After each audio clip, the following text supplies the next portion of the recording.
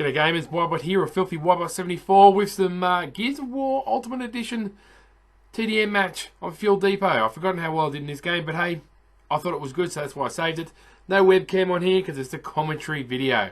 So, yeah, sometimes I like to take the webcam off just so I can, just take the webcam off so I don't have to look at my ugly self while I'm playing this game. So, I have been a gamer from very, very young. I used to play the Atari, I used to play Pong. Yes, I used to play Pong. That's how old I am. I used to play Missile Command and Pitfall on the old Atari. But, as the title says, opening my mind, let's just say, to console, I was a fanboy for the Sega Master System. That's right. So I got the Sega Master System, and after that I got the Sega Mega Drive 16-bit game. Now, with all that said, I was a massive fanboy. I did not like Nintendo. I didn't like anybody who bought Nintendo. I had a real hard time accepting that Nintendo was better than Sega. I was like, you guys are idiots. Sonic is better than Mario. And it just used to go on and on and on. This went on for several years. I was the ultimate fanboy. All I did was Sega Mega Drive, the Sega Mega CD, Sega this, Sega that. Didn't get the Sega Saturn. I got the Sega Dreamcast. So I was a Sega head. I was Sega all the way. Ultimate Sega fanboy. Blind to what other people are saying about certain games as I landed him down. There's a fair bit of that in this game now. Remember it. And you know what, gamers? I limited myself. I was a very closed mind gamer. Very, very closed mind gamer. And you know what, gamers? What can I say? It was a poor image to have because Nintendo was a great little system. Now, look, the favourites on the Mega Drive were definitely, you can say, the Sonic 1, 2, and 3. Street Fighter was fantastic when Mortal Kombat came out on the Sega Mega Drive. And more importantly, you got the Sonic, the Flashback. Flashback was awesome. Micro Machines where you could race around toilets and things like that. It was just an awesome little system. It rocked. But I never looked at the Sega Super Nintendo. Never looked at it at all. And so what happened was I was playing heaps of Sega, getting into it, partying hard, loving the cartridge, loving having a fun, just popping in and away you go. And I was working at a service station one night. See, I ended up working at a service station for a little while. Selling petrol and stuff like that. So I was still, I was serving petrol one day and, I was still like people coming in and say, you're a bit of a Sega fanboy and this the Nintendo's great. And this went on for years, right? So one day, a Coke rep comes in. And it's like, I was doing the night shift, so it's about 7 o'clock he comes in and said, I've had a shocking day. And I said, oh, really, mate? And he goes, yeah. Anyway, look, here's some pamphlets. So if somebody buys this amount of Coke, give them this pamphlet, and they've got a chance of winning a Super Nintendo with Donkey Kong on it. I'm like, yeah, who would fucking buy that? I said, yeah, whatever. He goes, yeah, you're the only service station in the area running this competition. That's right, the only service station in the area running competition. So I thought to myself, all right, I'll see if he's telling the truth. Didn't tell my boss. Hid the pamphlets, and that was it. Totally forgot about it. The one pamphlet that I did give out was to myself with my address and credentials, where I lived, and I sent it off. That was it, gamers. Pure and simple. On the dodge, on the take, being corrupt like a typical fanboy that I was about Sega. Didn't think about it. So anyway, we're talking like 2 months later. 2 months later, my bro rings me and says, mate, we've got this big package that's just been delivered to our house. Do you have any idea what it is? It's got your name on it. I said, I don't know, it's a ticket. Don't get me wrong, gamers. I have people who don't like me, and I still do. So then he opens up and goes, mate, it's a Super Nintendo.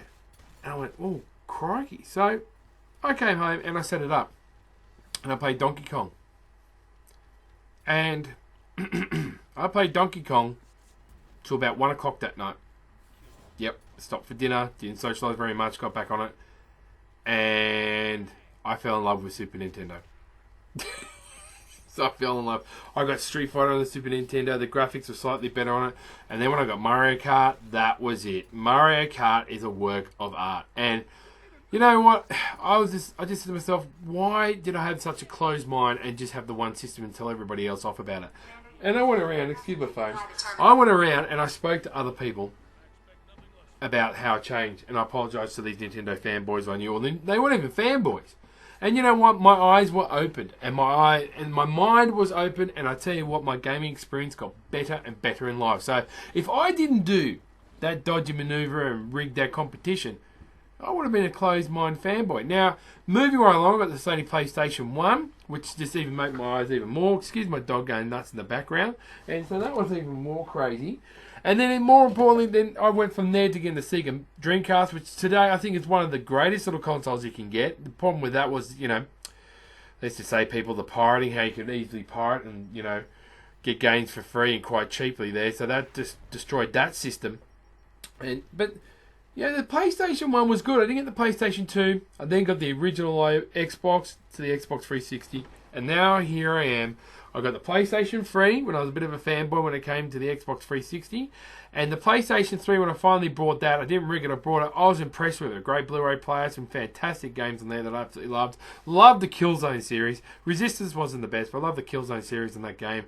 On that system, it was fantastic. I loved it. The control took a while to get used to. That's the only gripe I had. But then again, that if you're a gamer, you'll work around that anyway. And then I've got the Xbox One. Now, a lot of people in the past, even with my channel, and I have spoken against Sony, and I will speak against Microsoft and companies here and there.